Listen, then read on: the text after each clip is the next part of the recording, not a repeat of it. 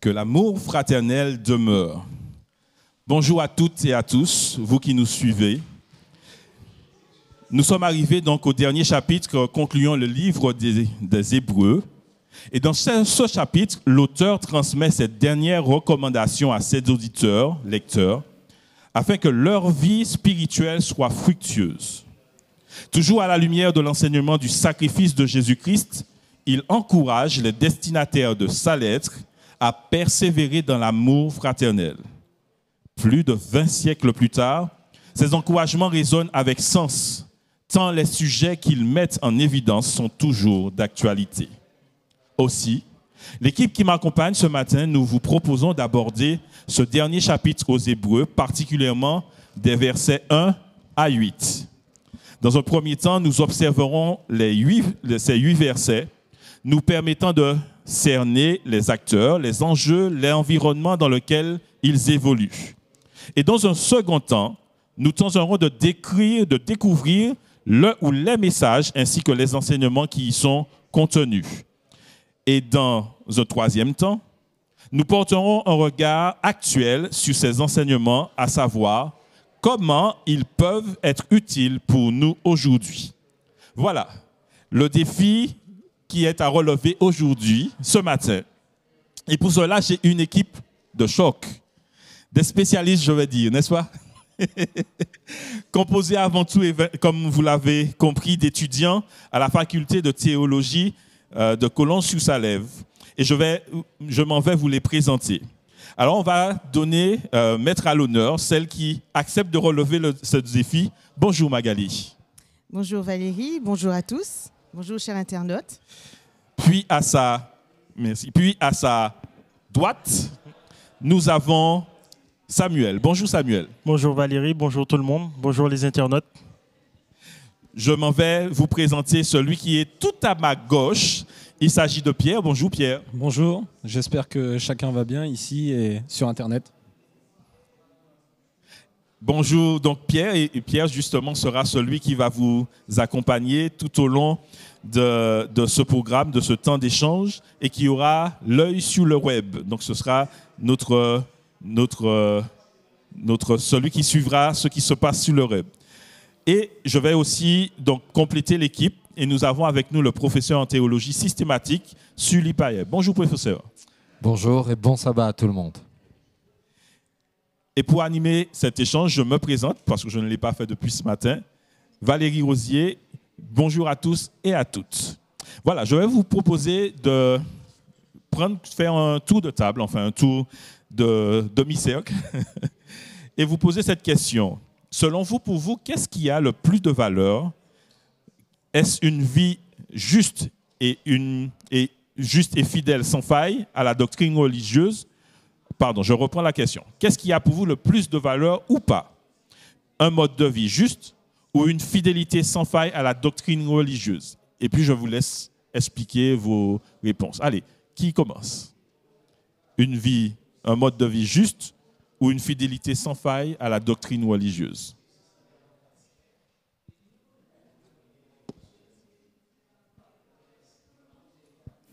Je vais m'y coller. Ni l'un ni l'autre ne me plaisent en fait. Une vie sans faille, je ne peux même pas l'acclamer. Suivre des règlements religieux, une pratique religieuse, ça ne me plaît pas non plus parce que je sais que ça ne va pas me sauver. Et si j'entre dans cette argumentation-là, c'est donc vivre une pratique religieuse qui va me donner un sens, qui va donner un sens à ma vie. Ça non plus, ça ne me plaît pas. Mais comme on a vu probablement dans l'Épître aux Hébreux, on peut vivre les deux en Jésus. Si je vis quelque chose de particulièrement important, si je choisis de mettre Jésus en premier dans ma vie, c'est lui qui pourra me donner la possibilité de mener une vie telle qu'il aurait voulu que je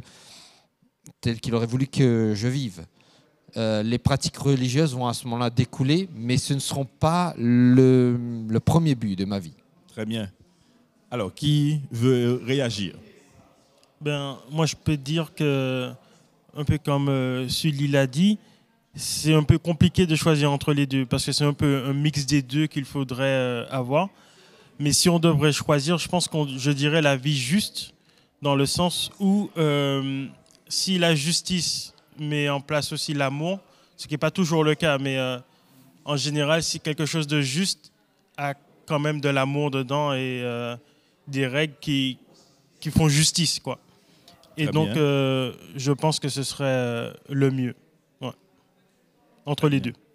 Merci Samuel. Entre Magali et Pierre. Non, en fait, je trouve que la question limite un peu dans le sens où ça renvoie un peu l'un à l'autre.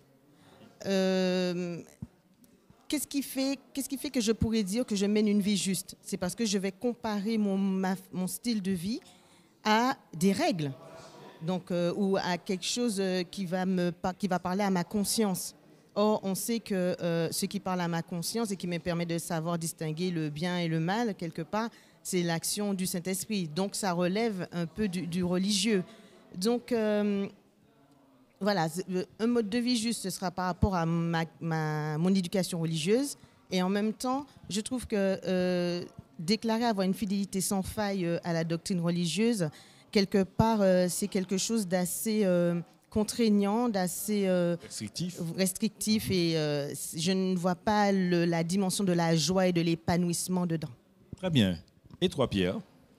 Alors, au risque de répéter, je dirais aucun des deux, effectivement. Parce que la base de tout, de notre vie, doit être basée d'abord sur une relation avec le Christ. Et c'est de cette relation qu'on peut vraiment expérimenter l'amour de Dieu dans nos vies et avec les autres.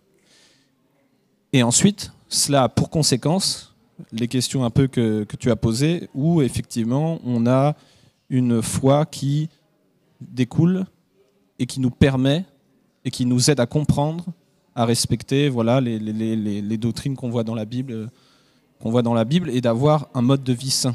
Mais ça découle toujours d'une relation avec le Christ. Alors que si on inverse, eh bien là, on va rentrer dans du formalisme et on rate un peu l'objectif. Alors, très bien.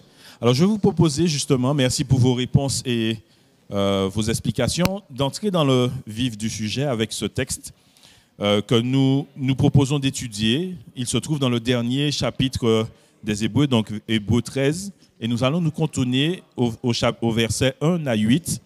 Alors, je vous propose que quelqu'un puisse faire éventuellement la lecture de manière à ce que nos auditeurs puissent suivre aussi et on en discutera un peu. Ben, je vais lire. Persévérez dans l'amour fraternel. N'oubliez pas l'hospitalité, car en l'exerçant, quelques-uns ont logé des anges, sans le savoir. Souvenez-vous des prisonniers, comme si vous étiez aussi prisonniers, de ceux qui sont maltraités, comme étant aussi vous-même dans un corps. Que le mariage soit honoré de tous et le lit conjugal exempt de souillure, car Dieu jugera les impudiques et les adultères. Ne vous livrez pas à l'amour de l'argent.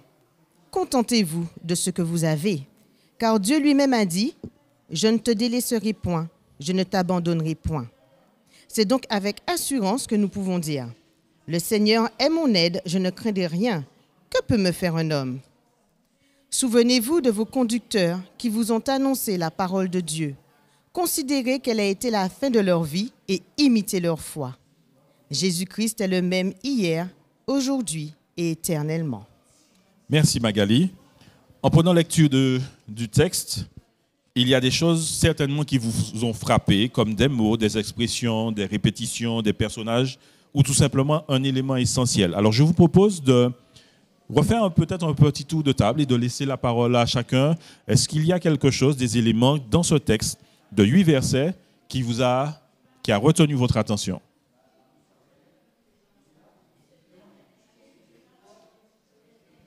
Moi, je dirais le verset 1. Oui. C'est un peu notre réflexion d'il y a quelques instants, que l'amour fraternel demeure. Oui. Parce qu'à la base de tout, c'est l'amour qui découle de Jésus-Christ. De Jésus-Christ, oui. Et ensuite, il y a aussi le verset 6. Alors moi, j'ai la Bible de Chouraki, donc je vais lire. C'est pas forcément la même dans votre version. Ainsi, nous pouvons dire avec confiance, Adonai est mon secours, je ne frémirai pas. Que peut me faire l'homme? Et voilà, je trouve que c'est assez en lien parce que de l'amour qu'on a pour Dieu va découler l'amour qu'on a pour les autres. Et de cette confiance qu'on a pour Dieu va nous permettre d'avoir une force en nous qui découle de Dieu et nous permettre finalement de pouvoir affronter la vie, même dans les moments les plus difficiles et délicats. Donc je relève que pour toi, le premier verset, le premier chapitre, le premier verset, du premier verset découle tout ce qui se met en place ensuite. Tout à fait, oui. Très bien. On y reviendra. Alors, Samuel, Magali, Sully, est-ce que vous avez des éléments qui ont retenu votre attention dans ce texte? Pour moi, ce sont les verbes. Le premier verset, c'est que l'amour demeure. Mais à partir du verset 2, ne négligez pas. Au verset 3, ayez le souci. Verset 4, que chacun respecte. Verset 4, verset 5, que votre conduite ne soit pas guidée. Contentez-vous. C'est vraiment comme dans beaucoup de textes du Nouveau Testament, dans les épîtres surtout, où on a une partie théologique, où on développe une doctrine ou un point de vue religieux particulier, mais quand on arrive dans les derniers chapitres, on a des recommandations pratiques sur ce qu'on a déjà étudié, et là, les verbes nous invitent la communauté à aller dans un sens particulier de vie avec Jésus et avec les autres.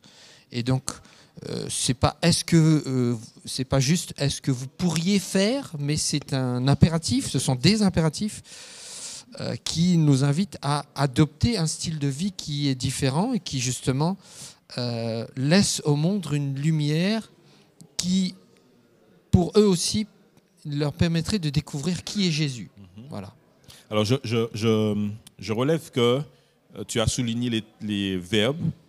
Et est-ce que pour toi, ça a une signification que nous ayons 3 verbes au début, 2 verbes, n'oubliez pas, alors dans ma version c'est n'oubliez pas et souvenez-vous, donc verset 2 et verset 3. Et puis on répète à nouveau au verset 7, souvenez-vous, comme effectivement un impératif à ne pas oublier. Est-ce que selon toi, pour toi, ça exprime quelque chose de particulier par rapport à ce qui est demandé? Le verset 1 dit que l'amour fraternel demeure.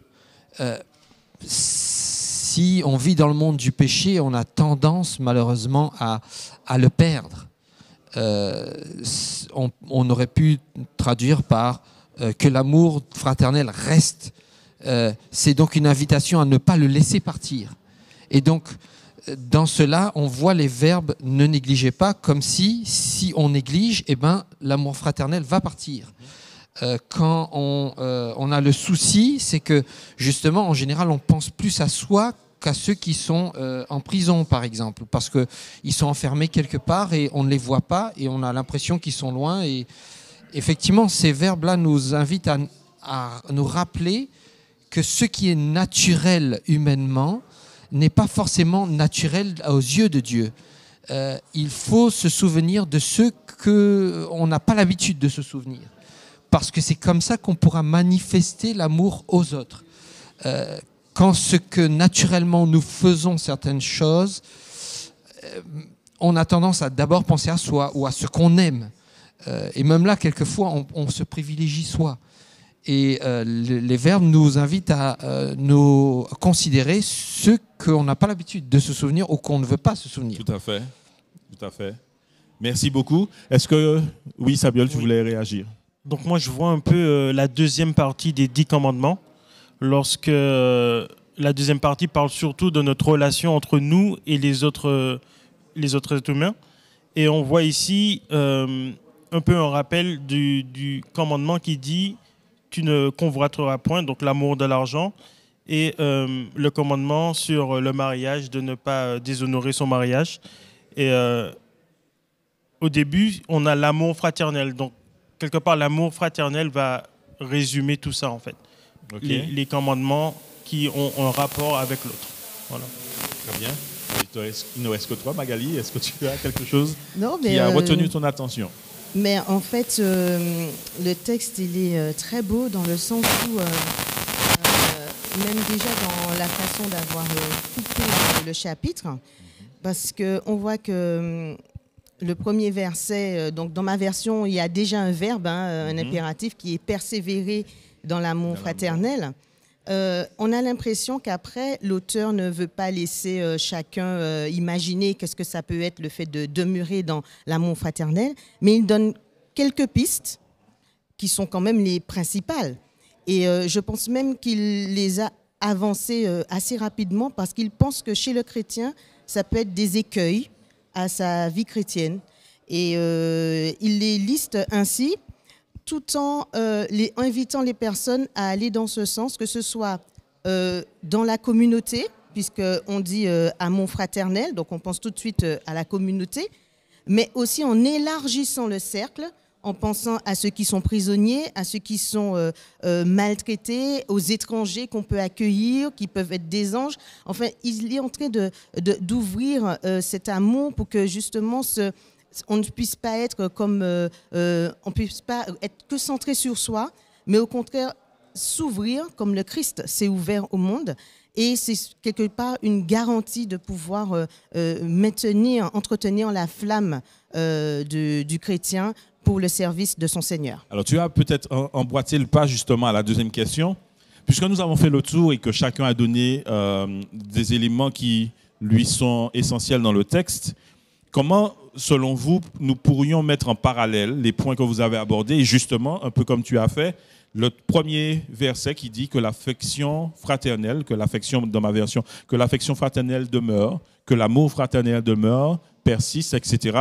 Comment vous voyez cela mis en lumière par l'auteur par rapport aux différents points qu'il a abordés par la suite? Est-ce que c'est quelque chose qui vous paraît essentiel? Parler d'amour fraternel, hospitalité, penser aux prisonniers, mariage, conduite, etc. Est-ce que pour vous, c'est des éléments essentiels ou au contraire, quand on vous parle d'amour fraternel, il y a autre chose qui vous vient à l'esprit?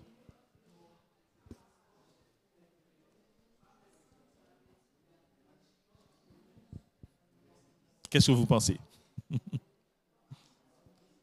Est-ce que selon vous, il a tout dit, que l'affection fraternelle demeure, l'amour fraternel persiste? Et ensuite, il parle d'hospitalité, de prisonniers, de mariage. D'ailleurs, on va les lister tout à l'heure ensemble. Est-ce que pour vous, c'est quelque chose... Voilà, il y a un accomplissement, une plénitude dans ce qu'il dit, ou au contraire, c'est quelque chose qui peut être dépassé, élargi? Je pense que Magali l'a dit juste avant nous, tout à l'heure. Il nomme certaines choses qui sont pour nous des écueils, pour reprendre le vocabulaire qu'elle a utilisé. Ça voudrait dire donc qu'il n'y a pas forcément que ça.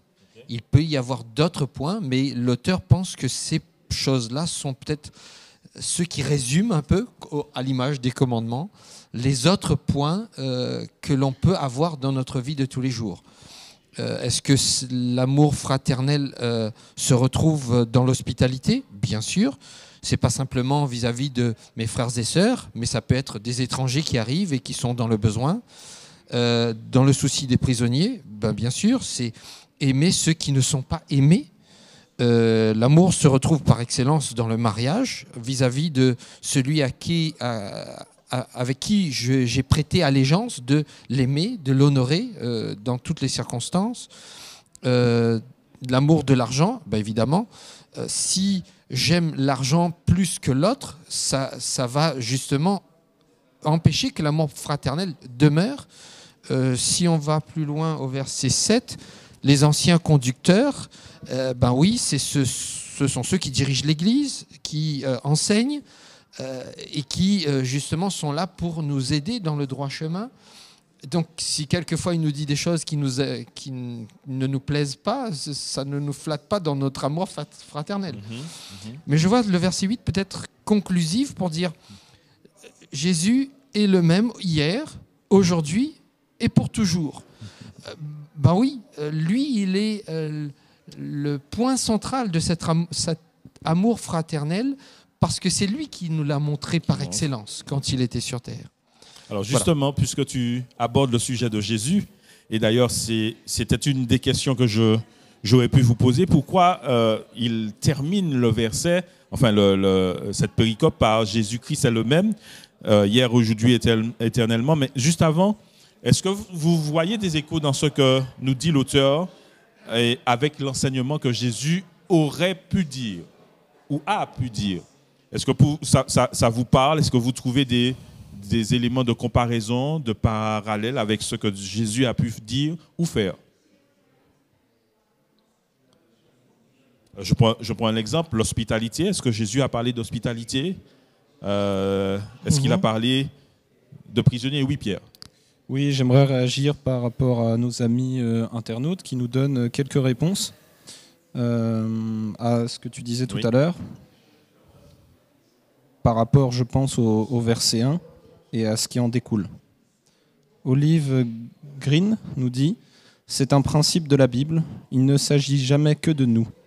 L'égoïsme ne fait pas partie de la vie du chrétien. Si je n'aime pas mon prochain, je ne suis pas enfant de Dieu. » Et il ajoute ensuite « Aimer mon prochain, c'est avoir réalisé combien Dieu m'aime et qu'il est en de même pour toutes et tous, ses créatures. Et comment ne pas aimer les enfants de mon merveilleux Père ?»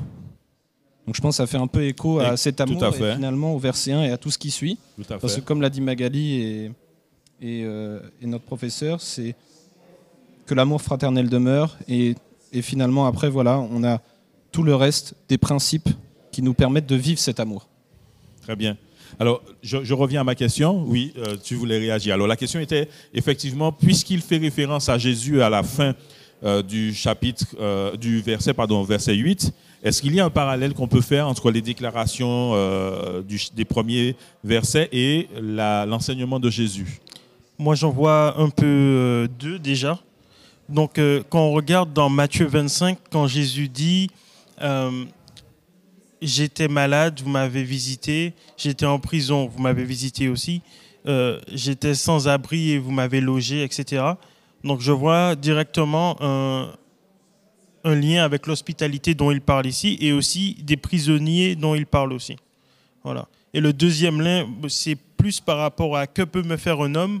C'est, ça me rappelle en fait Jésus face à Pilate quand il lui dit tout ce que tu peux faire, c'est Dieu qui te permet de faire en fait, parce que c'est seulement par Dieu que tu pourras me toucher. Voilà. Très bien. Est-ce que quelqu'un d'autre veut réagir à cette question? Moi, oui. Jean chapitre 13, il y a le verset 34 et 35 nous dit « Je vous donne un commandement nouveau, que vous vous aimiez les uns les autres, comme je vous ai aimé, et que vous aussi vous vous aimiez les uns les autres.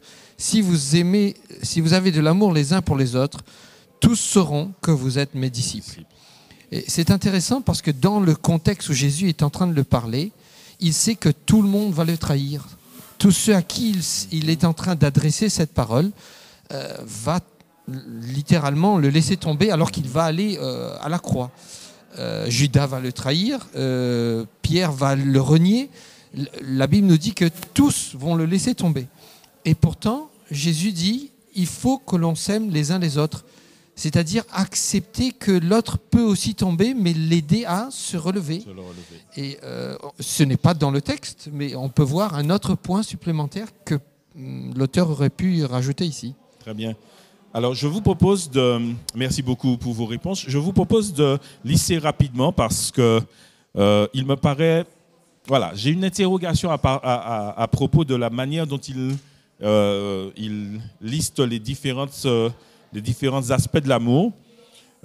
Il présente l'amour, il dit que l'amour fraternel doit demeurer, et ensuite il dit de ne pas oublier l'hospitalité, il dit de se rappeler des prisonniers comme si nous-mêmes nous étions prisonniers. Il dit ensuite, il parle du mariage et du lit conjugal, il présente la conduite ainsi que l'amour de l'argent. Et puis il termine en présentant les dirigeants.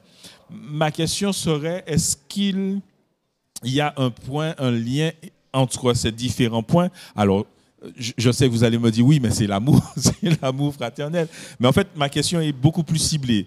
Est-ce que vous y voyez un rôle hiérarchique ou au contraire, vous pensez que, voilà, on peut commencer par le mariage, parler de prisonniers, revenir sur les dirigeants et ensuite l'hospitalité? Qu'est-ce que vous pensez? Est-ce que l'auteur a voulu faire, voilà, un lien hiérarchique entre les différents points? Alors, la question pourrait peut-être se poser, et je vais poser la question peut-être avant, à qui il parle? À qui est adressée ces paroles? Je sais que nous avons peut-être déjà abordé le sujet les précédentes leçons, mais à qui est adressée ces paroles? Est-ce qu'il y a des auditeurs, des lecteurs ciblés? Magali. Je n'ai pas la science infuse, mais d'après ce que j'ai compris de l'Épître aux Hébreux, c'est un écrit qui s'adresse en fait à une communauté de chrétiens et que cette communauté justement a besoin d'être affermie dans sa foi par rapport à ce que Christ a vraiment fait, à ce qu'il a représenté. Donc on comprend que l'Épître aux Hébreux a été écrit vraiment quelques décennies après la mort du Christ et son ascension. Et bon, il y a des débats quand même pour savoir si c'est à la fin du 1er siècle ou vers les années 70 par là. Mais le plus important, c'est de savoir qu'il y a encore une communauté de croyants qui veut rester, qui veut croire au ministère du Christ et que l'auteur de l'Épître aux Hébreux veut consolider dans la foi. Maintenant, ces chrétiens, effectivement, pratiquent déjà certaines choses. C'est pour ça que quand il dit persévérer dans l'amour fraternel, c'est un encouragement à continuer. Donc, on comprend qu'ils sont déjà dedans, mais quelque part, avec le temps qui passe, il y a comme un affaiblissement. Et ça, J'aime bien l'idée. J'aime bien l'idée. Merci d'aborder la question. Alors, je sens t'interrompre. Est-ce que tu penses, enfin, est-ce que vous pensez d'ailleurs qu'il y a, voilà, donc je reviens sur l'idée de hiérarchisation. Est-ce qu'il répond à un besoin ou au contraire il dit voilà, il est essentiel d'être, de rendre l'amour aux autres, de penser aux prisonniers, donc de manière hiérarchique, ou au contraire il va et il parle des besoins de la communauté? Moi je vois un peu une hiérarchisation dans le sens où lorsqu'il parle de l'extérieur vers l'intérieur, en fait. Lorsqu'il parle d'hospitalité... Alors, ça m'intéresse. Vas-y, développe.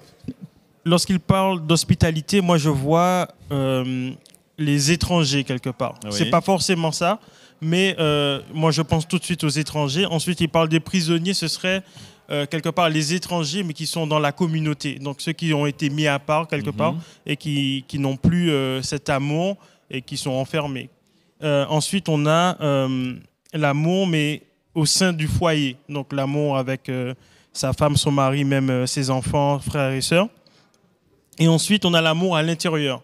Et c'est l'amour de l'argent dont il parle. Et c'est tous ces amours-là qu'il veut qu'on puisse changer ou qu'on puisse apporter une modification ou mettre en place dans notre vie. Donc, l'amour pour les prisonniers, etc. Et l'amour de l'argent qu'il ne faut pas avoir, en fait.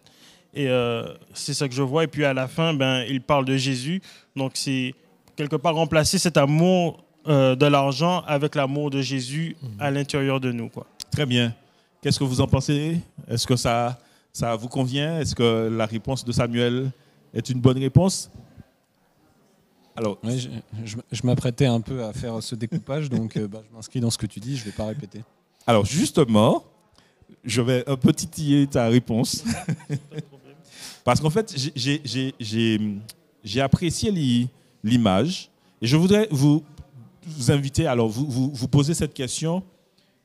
C'est pour ça que j'ai posé la question tout à l'heure de manière à ce qu'on puisse effectivement identifier les auditeurs. Et tu as répondu à juste titre qu'il s'agit d'une communauté de chrétiens. Mais lorsque nous observons un peu plus en profondeur, il nous est invité de ne pas oublier l'hospitalité. oublier les prisonniers. Donc effectivement, on peut effectivement voir l'image d'une communauté. Mais le mariage, ça commence à se restreindre à éventuellement 2 personnes. Et si dans la communauté, il y en a plusieurs, ça correspond à chaque personne qui sont dans ce cas. Et ensuite, la conduite. Alors oui, ça parle à toute une communauté, mais ça parle aussi à chacun. Est-ce que vous pensez, et d'ailleurs, c'était là la question et la dernière que je vais vous poser dans cette partie-là, est-ce que vous pensez qu'on ne peut pas, en tout cas, il n'a pas eu un regard à la fois communautaire, donc ecclésiastique, mais aussi personnel, c'est-à-dire toucher chacun dans sa propre personne, dans son intérieur propre. L'amour fraternel se vit-il uniquement en communauté? C'est presque évident. Sinon, on va aimer qui? Sinon, c'est de l'amour de soi. Oui. Et du coup, c'est plus un réel amour, en fait. Il est égoïste, il ne pense plus aux autres et il fait comme si les autres n'existent plus, presque. Ou même s'ils existent, il n'y a pas de réel amour pour l'autre, parce que je passe avant toute chose. À chaque fois que l'on parle de la communauté ou même des étrangers de la communauté qui n'appartiennent pas à la communauté, c'est toujours un rappel à soi. Parce que quand je vois ne négligez pas de pratiquer l'hospitalité, le mot ici pourrait être traduit par l'hospitalité des étrangers. Donc on parle vraiment de personnes qui n'appartiennent pas à la communauté.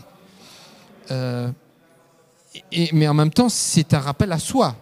Parce que quand l'étranger arrive, est-ce que j'aurai cette volonté d'aller vers lui et de lui proposer cette hospitalité? Et même s'il vient me demander est-ce que je peux loger chez toi, est-ce que j'aurai cette volonté de le laisser venir chez moi? Donc j'ai bien fait de poser la question parce qu'en fait on va peut-être y voir des applications un peu plus tard quand on va parler de comment actualiser ces textes pour nous aujourd'hui.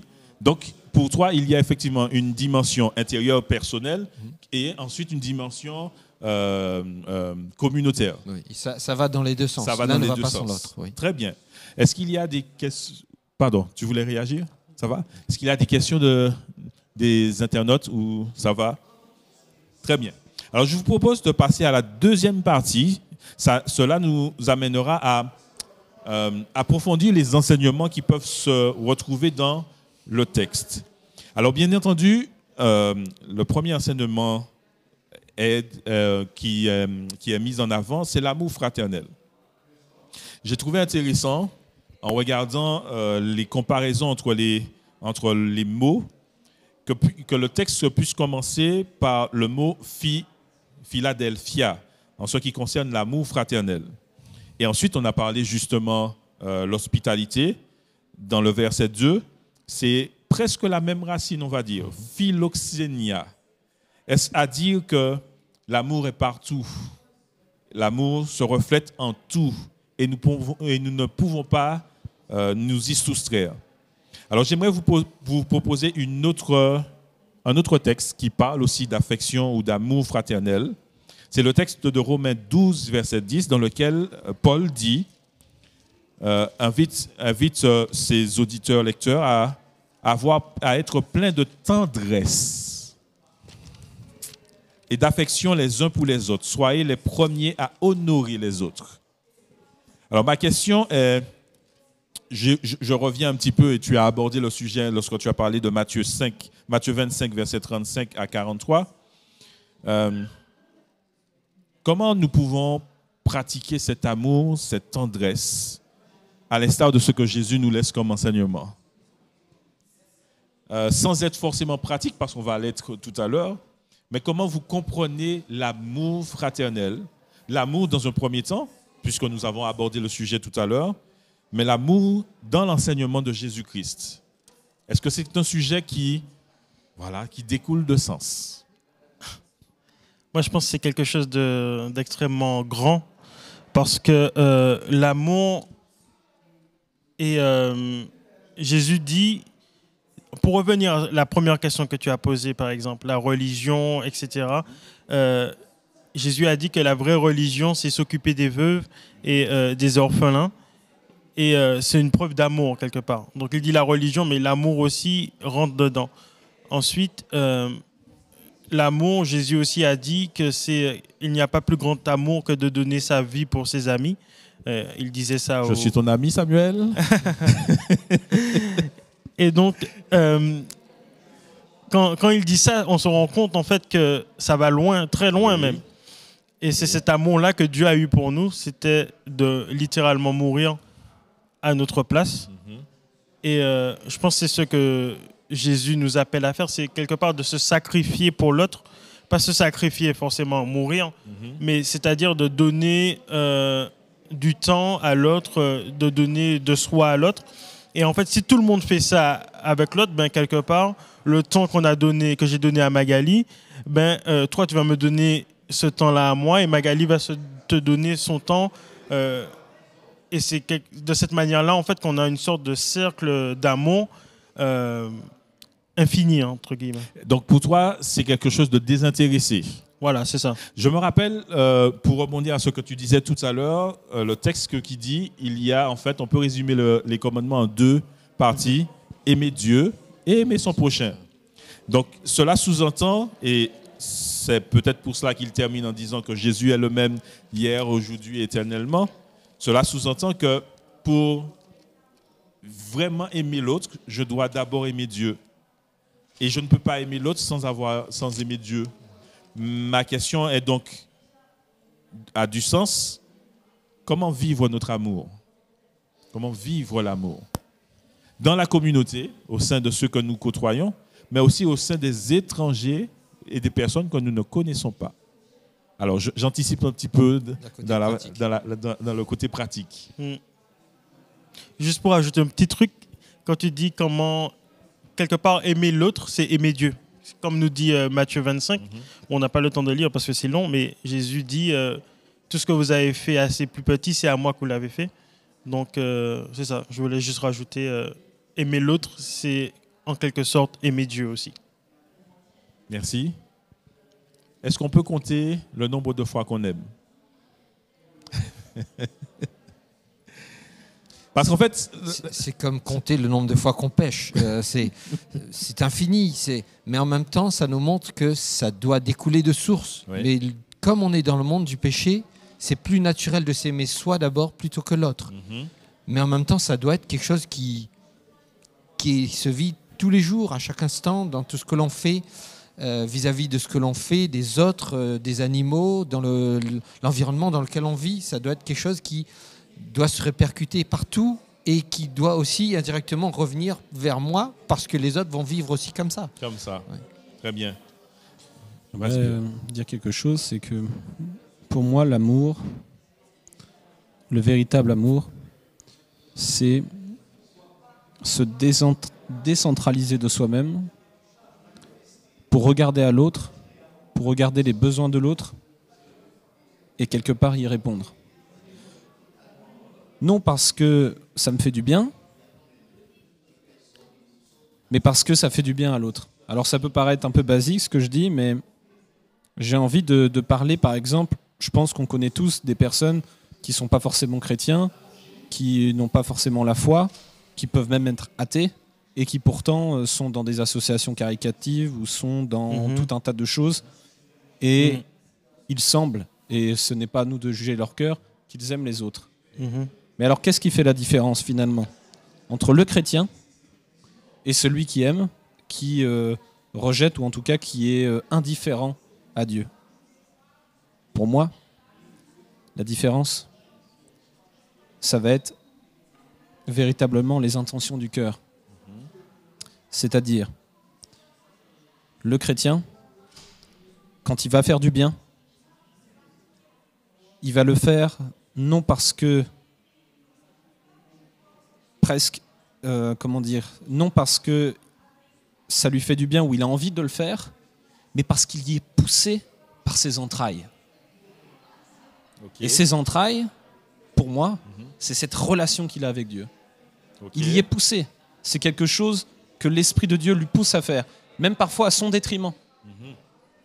Alors que peut-être la personne qui n'a pas cette relation avec Dieu pourra faire le bien, mais alors parfois il va le faire pour de bonnes raisons, bien sûr, mais parfois, peut-être inconsciemment, il va le faire pour de mauvaises raisons.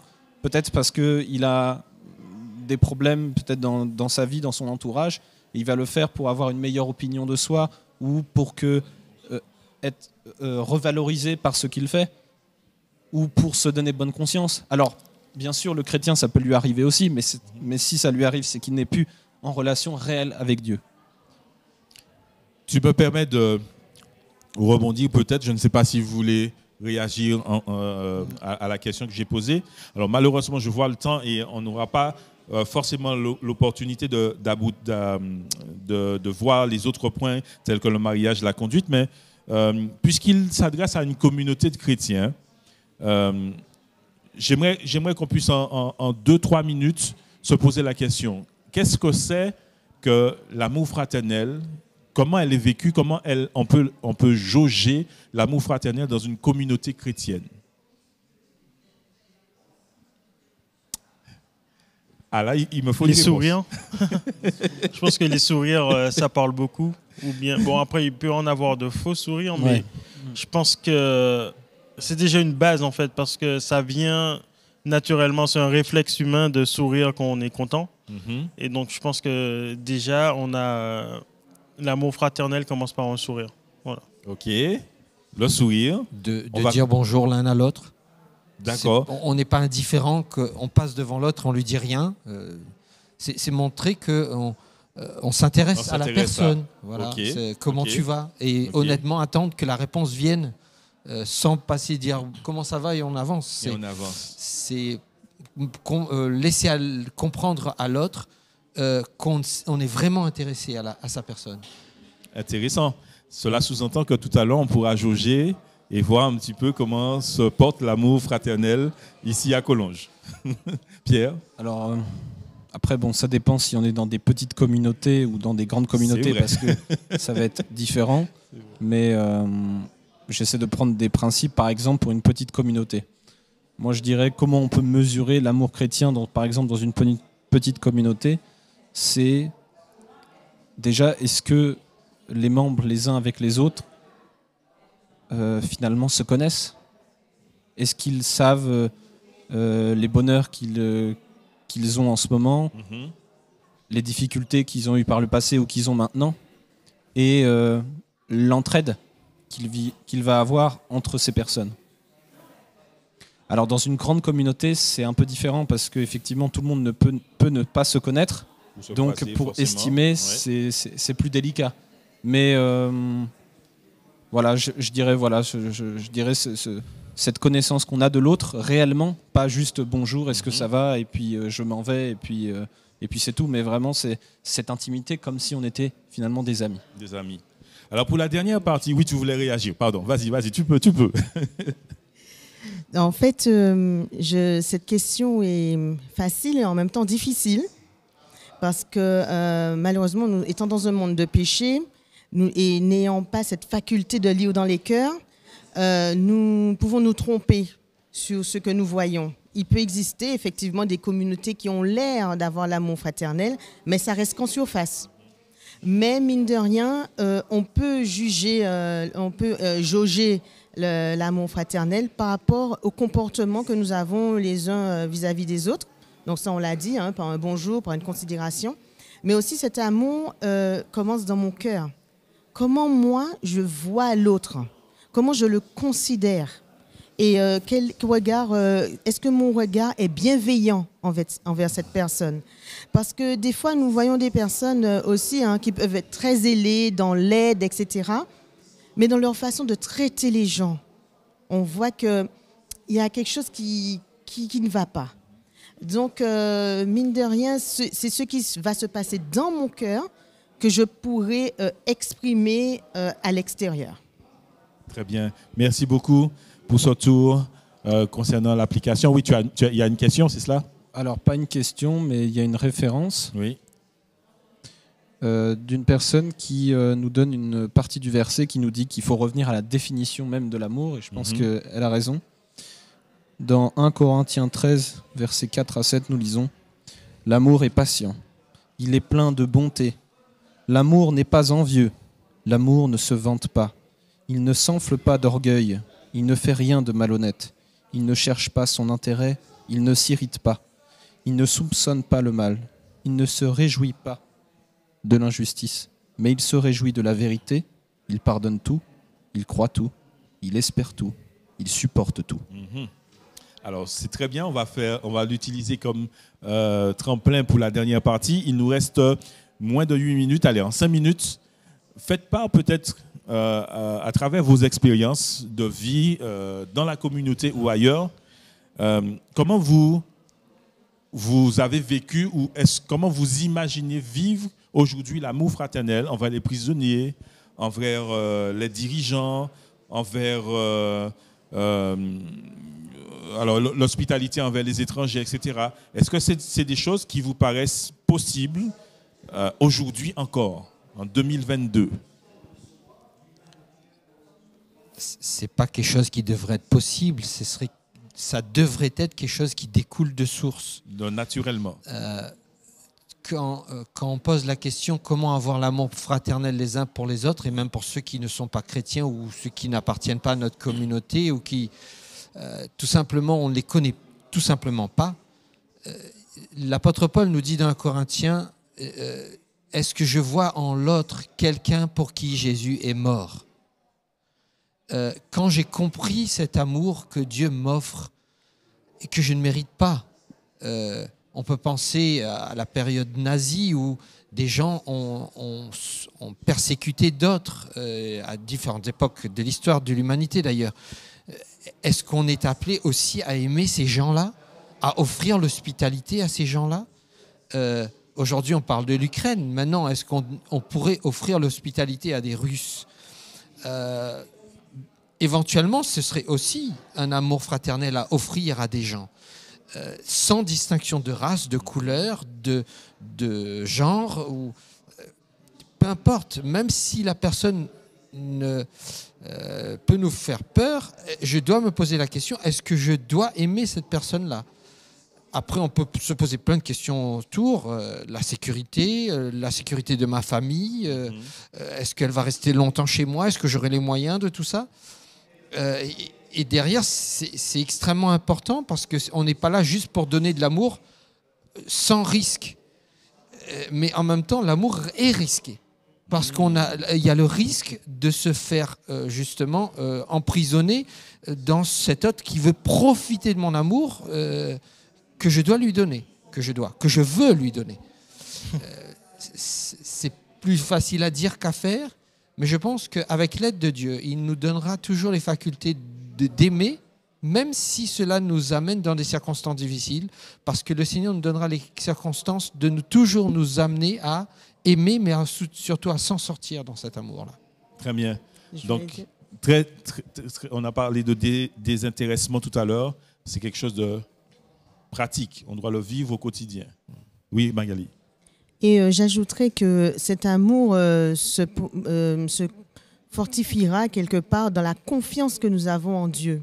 Et cette phrase qui vient un peu en fin, au verset 6, « Le Seigneur est mon aide, je ne craindrai rien que peut me faire un homme », est aussi applicable que ce soit dans l'hospitalité ou ailleurs. C'est-à-dire que je me laisse pousser et conduire par l'Esprit Saint et j'agis selon les sentiments qu'il a mis en moi et qui m'animent pour choisir quelle attitude avoir envers celui qui est en face de moi.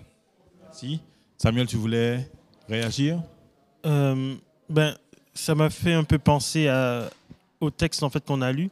C'est-à-dire que l'amour ne soupçonne pas le mal, je crois que le texte dit.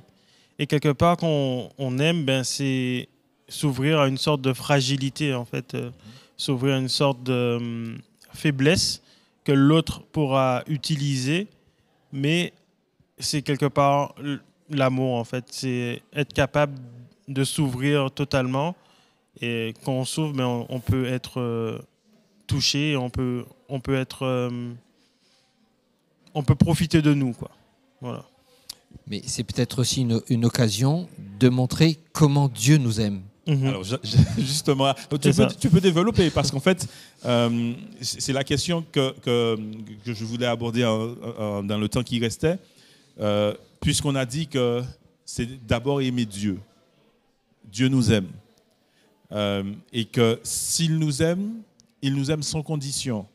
Cela sous-entend que quelle que soit notre situation, quel que soit ce que nous avons fait ou même de la manière dont nous recevons son amour, il nous aime.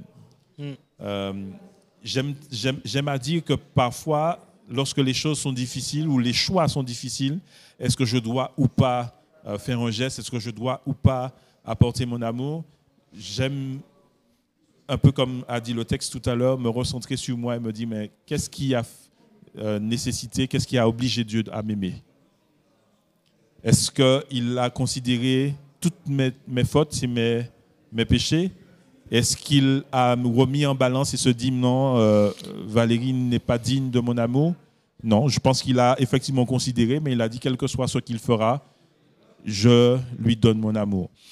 Et cela, me semble-t-il, nous permet d'équilibrer un petit peu les choses et nous dire, voilà, puisque Dieu est amour et que l'amour est Dieu, ou Dieu est amour, manifester l'amour envers quelqu'un qui ne nous ressemble pas et dont les critères nous semblent être préjudiciables, fait que nous agissons selon la volonté de Dieu. Parfois, il y a des risques. Tu as dit tout à l'heure que donner l'amour, c'est risqué. Il y a un risque en donnant l'amour. Je retiens ça, je vais en parler à madame tout à l'heure. Mais c'est surtout de se dire que oui, effectivement, c'est risqué, mais que Dieu a risqué sa vie en donnant la vie de son fils pour nous et que cela vaut la peine. Voilà, il faut considérer les choses à sa juste valeur. L'apôtre Jean dit que on reconnaît l'amour dans le sens où on donne sa vie pour ce que l'on aime. Mais le chrétien, est-ce qu'il y a quelqu'un qui ne l'aime pas? Est-ce qu'il pourrait donner sa vie pour quelqu'un qui ne veut pas de lui? Et quand on pense à Christ, c'est justement ça qu'il a fait. Il a donné sa vie, il a aimé des gens qui ne voulaient plus entendre parler de lui. Pour un créateur, c'est prendre non seulement le risque de se dire « j'ai créé pour rien », mais il prend ce risque pour justement nous dire à combien il veut nous aimer. C'est un sacrifice pour lui de mourir sur la croix, sachant que même ce sacrifice-là, ultime, ne portera pas ses fruits dans la vie de certaines personnes. C'est ça. Ça nous laisse à réfléchir comment nous devons vivre cet amour. Alors pour terminer, si vous permettez, il nous reste quelques secondes. Je vais vous lire une prière qui pourrait être notre prière à nous. Seigneur Jésus, il nous est bon de savoir que ton amour envers nous est éternel et que nous pouvons toujours avoir confiance en toi. Permets-nous d'en prendre encore plus conscience quotidiennement afin de pouvoir être constamment inspirés dans nos relations avec nos frères et nos sœurs de l'Église, les membres de notre famille, nos amis et les étrangers. Amen. Amen. Je vous remercie beaucoup pour votre participation et nous nous donnons déjà rendez-vous à sabbat prochain pour la suite d'une autre leçon, une nouvelle leçon. On vous donne rendez-vous à sabbat. Merci beaucoup. Merci Valérie. Bon sabbat.